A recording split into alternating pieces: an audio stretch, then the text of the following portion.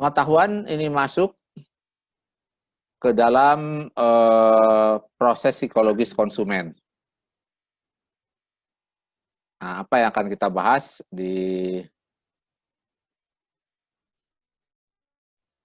ini materi dari buku saya. Jadi mahasiswa diharapkan dapat mengklasifikasikan, ya, membedakan berbagai jenis pengetahuan konsumen, mampu membedakan beberapa. Kemudian pada hari ini topik 2 bab, yaitu yang kedua pengaruh agama terhadap perilaku konsumen. Nah, kita juga akan membahas beberapa ajaran agama yang berpengaruh terhadap perilaku konsumen.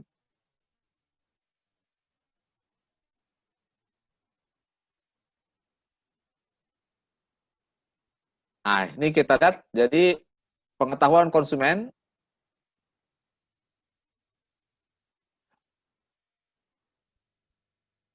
masuk ke sini, ya, perbedaan individu. Jadi masalah perbedaan individu. Oke, ini beberapa artikel yang relevan, ya. Oke, coba sekarang tuliskan di chatnya. Kalau mendengar kata pengetahuan, apa yang terpikir oleh para mahasiswa? Nah, coba catat semuanya. Kalau mendengar kata pengetahuan, oke, ya catat semuanya ya, biar terdokumentasi. Ya.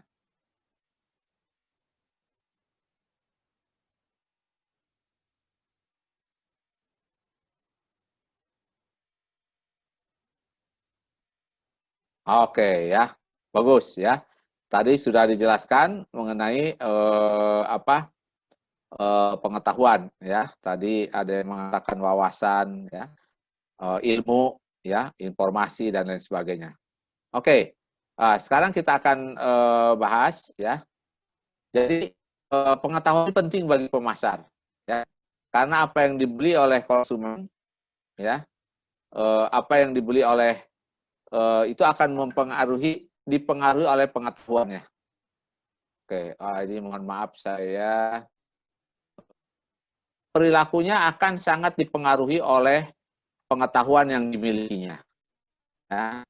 Jadi pengetahuan ini akan sangat mempengaruhi perilakunya. Jadi karena itu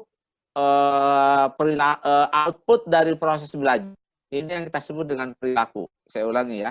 Jadi output dari proses belajar sesungguhnya adalah pengetahuan. Ya. Nah, apa yang kita maksud dengan jadi pengetahuan ini harus diketahui oleh pemasar. Karena apa yang dibeli oleh konsumen, berapa banyak, kapan, ini sangat dipengaruhi oleh pengetahuannya. Jadi pengetahuan konsumen itu akan berpengaruh terhadap keputusan pembelian. Ya, nah ini kata kuncinya. Jadi pengetahuan konsumen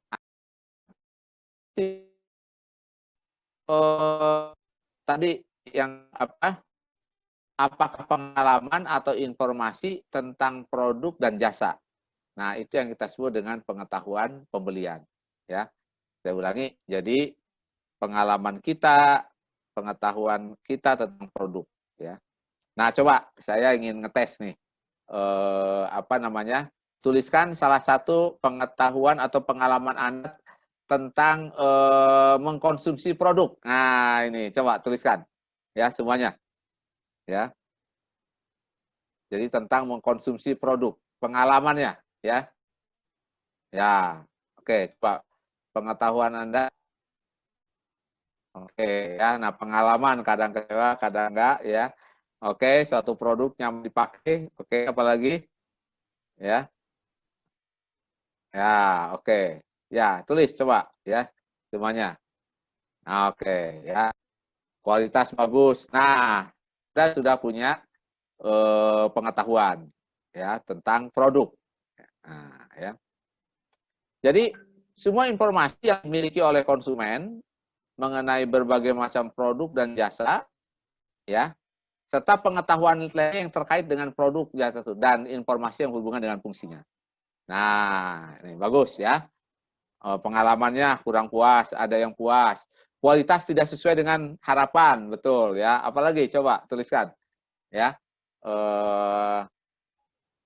Nah, jadi pengalaman Anda, ya, ini adalah bagian dari pengetahuan. Oh, ada juga produk KW. Nah, ini menarik. Oke, jadi ada 3 macam pengetahuan. Pertama, pengetahuan produk. Yang kedua, pengetahuan pembelian. Yang ketiga, pengetahuan pemakaian. Nah, 3 kategori dari pengetahuan. Ya. Nah, sering juga pengetahuan dibagi. Nah, ini ya, berdasarkan pengetahuan deklaratif. Ya. Yang kedua, berdasarkan pengetahuan prosedur. Nah, yang ketiga, ini sering juga disebut dengan apakah objektif, subjektif, dan informasi mengenai pengetahuan lainnya. Nah, kemudian ada juga yang membagi kepada pengetahuan produk, pengetahuan pembelian, pengetahuan pemakaian. Ya. Nah, yang pertama kita bahas pengetahuan deklaratif. Coba ya, tomat mengandung vitamin apa? Coba tuliskan. Oke ya. Semuanya bisa menyebutkan. Oke, bagus ya. Itu yang disebut dengan pengetahuan deklaratif. Oke ya. Itu pengetahuan deklaratif. Oke, ya. Sekarang coba tuliskan Anda pandai memasak makanan apa? Coba tuliskan. Ya. Sekarang tuliskan. Oke, seafood Indomie. Mie instan, mie rebus. Wah, ini ya ciri khas mahasiswa. Nasi goreng, ikan, cumi balado, pasta, lasanya, telur. Nah, oke, bagus ya. Nah, itu yang disebut dengan pengetahuan prosedur. Ya, itu yang disebut dengan pengetahuan prosedur. Oke, menarik ya. Nah, pengetahuan yang objektif ya. Jadi kalau saya tanya nih, ya, negara yang punya luas wilayah paling luas, negara apa? Coba tuliskan. Ayo coba. Oke, ada yang Rusia, ada yang Cina. Oke.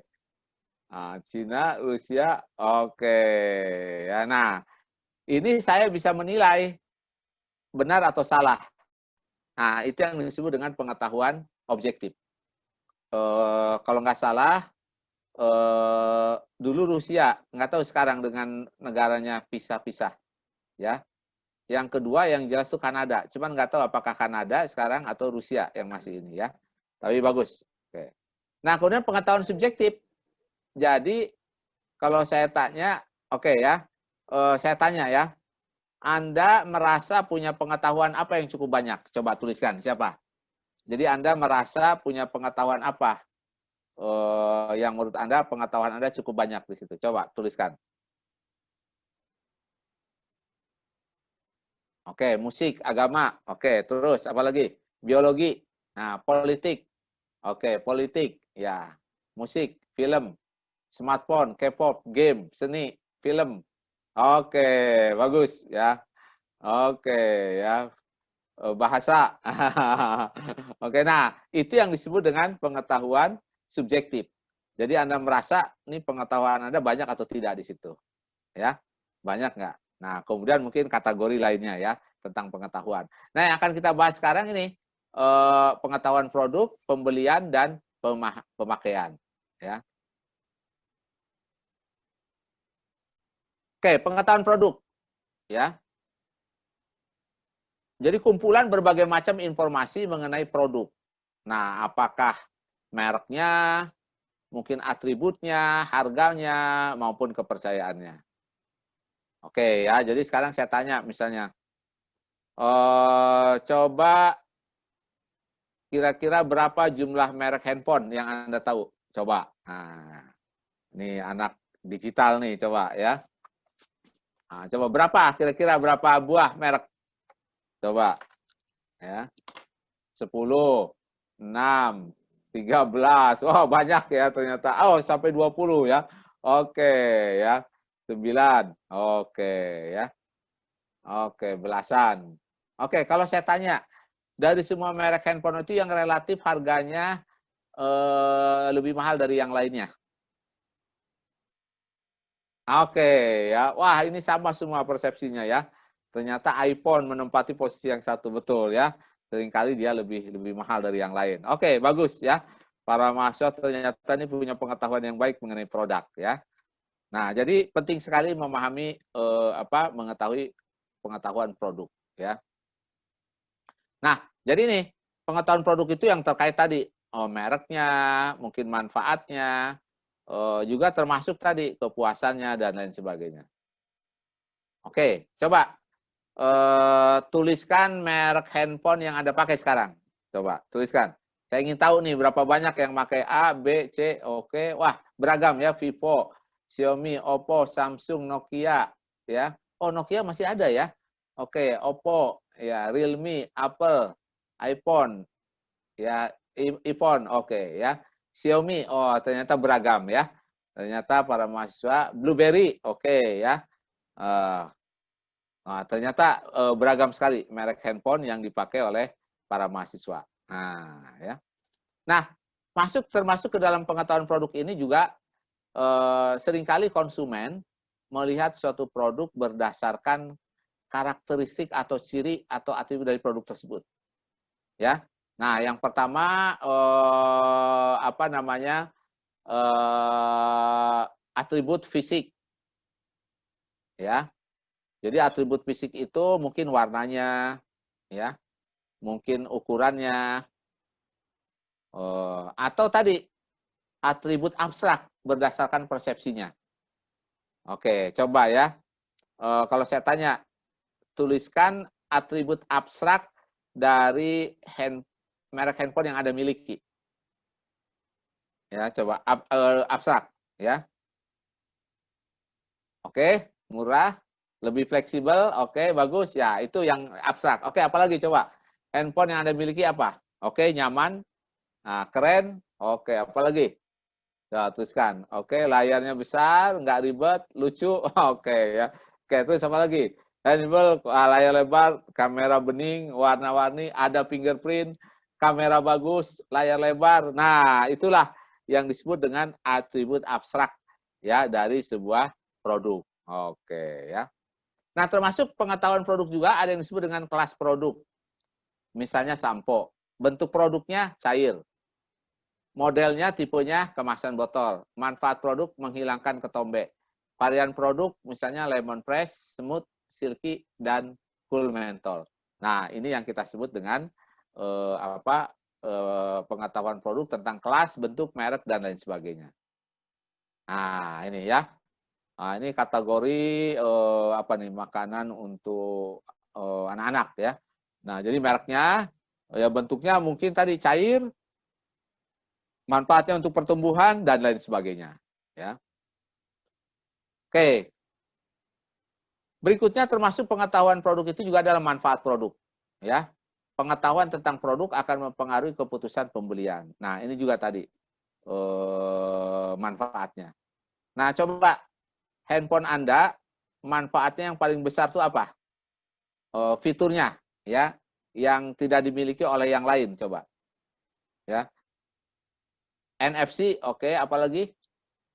NFC, iOS cepat, oke. Kamera, oke. Apalagi? Nah, dual Trojan, kamera besar, RAM besar, NFC, oke, bagus ya. iOS, oke. Nah, ini yang kita sebut dengan manfaatnya. Jadi Anda melihat satu manfaat yang besar dari produk tersebut, ya. Nah, ada manfaat fungsional, ada manfaat psikologis, ya. Jadi yang artinya manfaat fungsional itu apa benefitnya secara teknis kepada kita, ya. Tadi, handphone kita bisa merekam lebih lama, itu fungsional. Nah, tapi juga ada aspek psikologis, ya. Perasaan emosi dan mood. Nah, seperti tadi, saya merasa lebih nyaman dengan handphone yang saya beli sekarang. Nah, itu yang kita sebut dengan manfaat psikososial. Atau tadi, saya ingin mereknya sama dengan saudara saya, atau dengan adik saya, atau kakak saya. Nah, ini juga yang kita sebut dengan manfaat fungsional, psikososial. Ya. Nah, sering juga ada yang disebut dengan manfaat positif dan negatif. Ya, jadi kalau tadi Anda misalnya tidak merokok, pengetahuan bahwa rokok berbahaya itu memberikan manfaat positif. Kita tidak merokok, jadi lebih sehat. Ya. Nah, kemudian ada manfaat negatif. Ya, kalau dia minum alkohol, ya selain melanggar aturan kalau yang beragama Islam, juga tadi dia akan mendapatkan benefit yang buruk. Ya, kesehatannya akan memburuk. Nah, konsumen pengguna komputer yang tidak sesuai petunjuk pemakaian akan mengakibatkan komputernya menjadi lebih mudah rusak. Nah, dia tidak mendapatkan benefit yang positif. Ya. Nah, ini digambarkan oleh iklan ini, iklan kecantikan, ada manfaat fungsionalnya, ya, kemudian ada manfaat emosionalnya.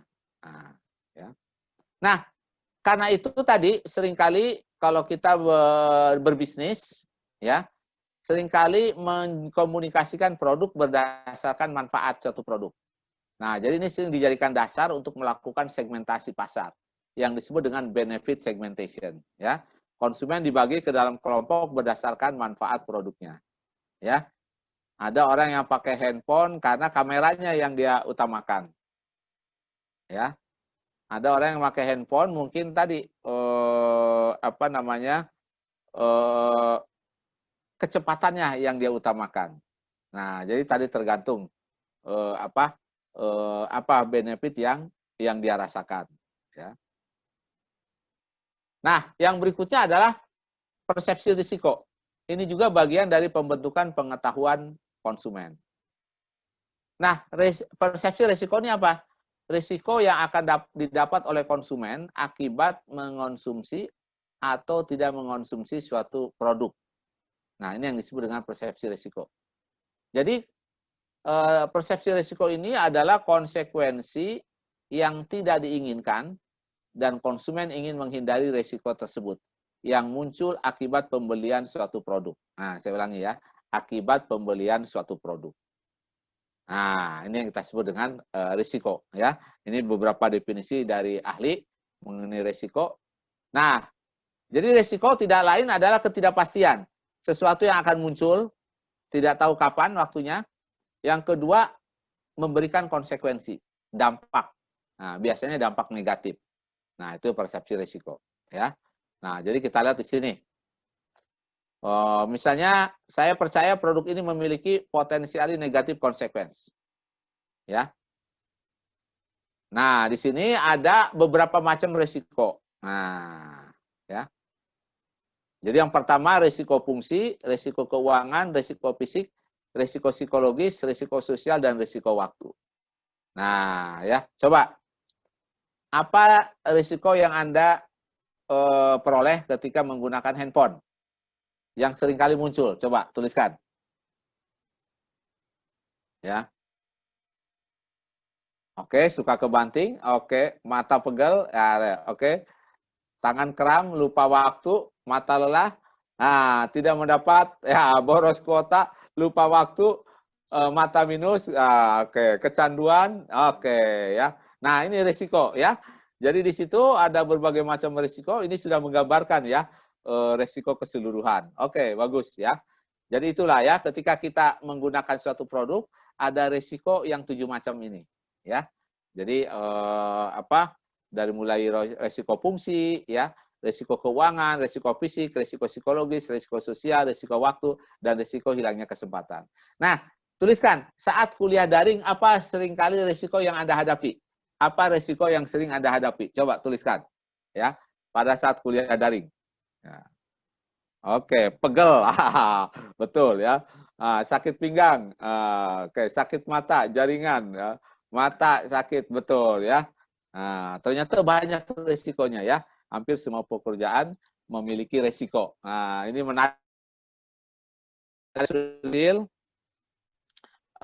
Menuliskan risiko ya. Terutama ini ya, daring ini ternyata apa namanya banyak risikonya, ya. Oke.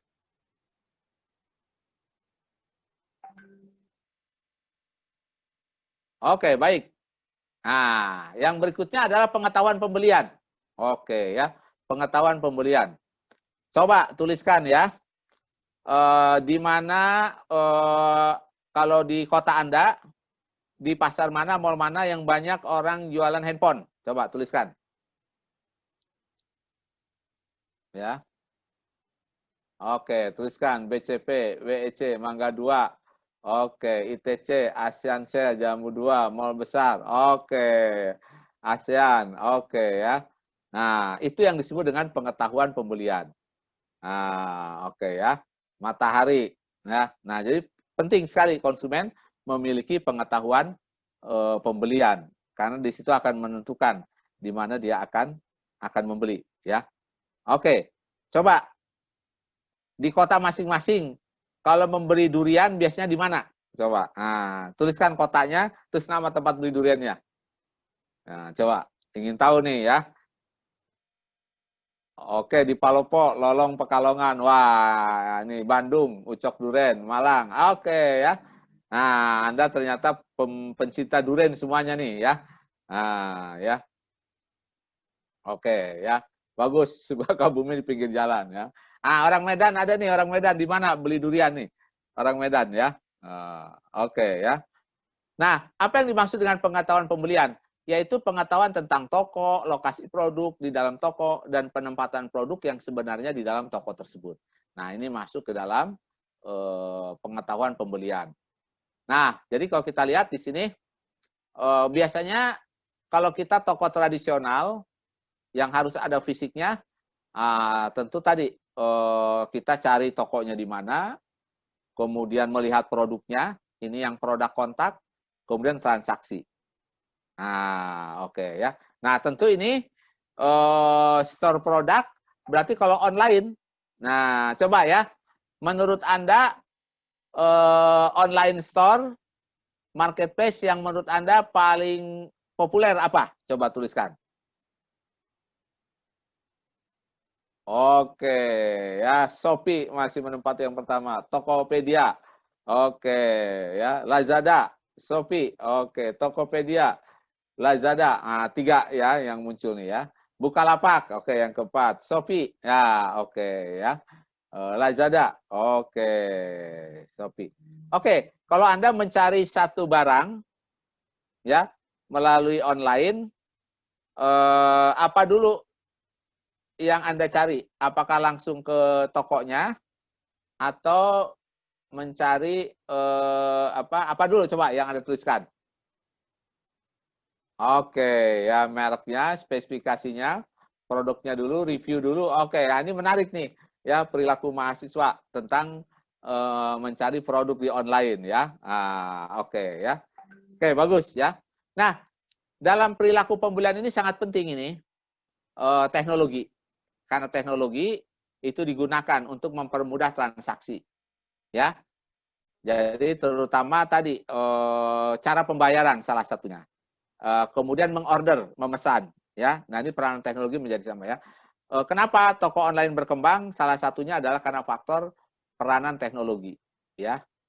Jadi Anda menyimpan uang, kemudian punya rekening, nah itu bisa ditransfer, punya kartu kredit dan lain sebagainya. Nah, kemudian sekarang muncul teknologi baru yang disebut dengan electronic money, ya.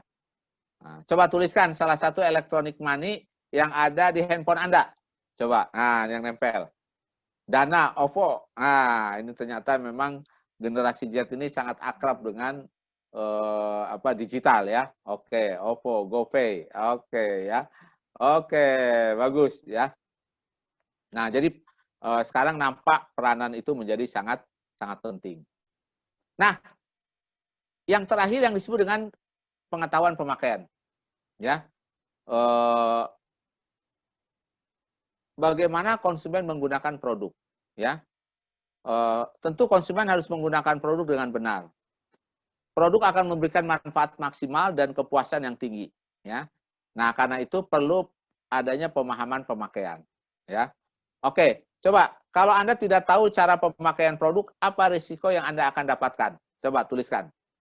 Ya, kalau Anda tidak tahu bagaimana menggunakan produk, oke, oke, hang, rugi, kesalah penggunaan, oke, rusak, rugi, oke, ya. Nah, cepat rusak, tidak maksimal, kecewa, oke, mubazir, oke, ya. Nah, tadi jadi penting kita mengetahui yang kita sebut dengan pemakaian produk, ya. Nah, tuliskan ya nama produk yang kalau Anda memakai harus baca dulu panduan pemakaiannya. Coba apa? Tuliskan. Oke, skincare, obat. Nah, ya, pH meter. Oke, obat, skincare. Nah, ini penting ya. Jadi penting sekali mengetahui cara pemakaian sebuah produk. Oke, ya. Oke, baik. Nah, inilah yang kita sebut dengan pemakaian, ya. Jadi pengetahuan. Oke, baik. Berikutnya kita lanjutkan dengan ya topik kedua, yaitu mengenai bagaimana pengaruh agama terhadap perilaku konsumen. Nah, oke ya. Jadi sekarang saya akan bahas bagaimana pengaruh agama terhadap perilaku konsumen. Oke ya.